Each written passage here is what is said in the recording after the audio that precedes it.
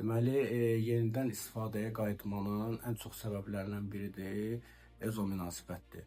Halbuki reabilitasiya mərkəzini bitirəndən sonra mərkəzin qoyduğu sərhədlərdən də biri sağlam olmayan münasibətdir ki, mərkəzi bitirir, heç bir ayda mərkəzi bitirmir, dərhal özünü sosial şəbəkədən ya hardansa bir dənə qız tapır, başlayır münasibətdə olmağa, asılılığı yadından çıxır həmən insan.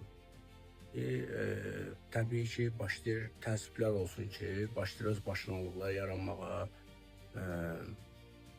aralarında hansı bir problem yaranan kimi başlayır yenidən istifadə.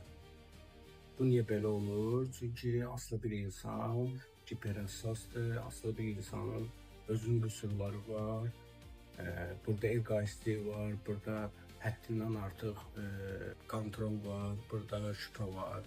Təbii ki, bu qüsurların içində sağlam olmayan münasibət ayaq açar yerimez.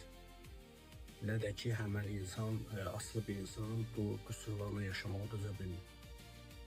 Ona görə də həmən insan yenidən istifadəyə qayıdır. Tövsiyəmiz budur ki, bu EZO münasibət qoyulan sərhədləri qorumaq lazımdır ki, yenidən istifadəyə qayıtmayasın.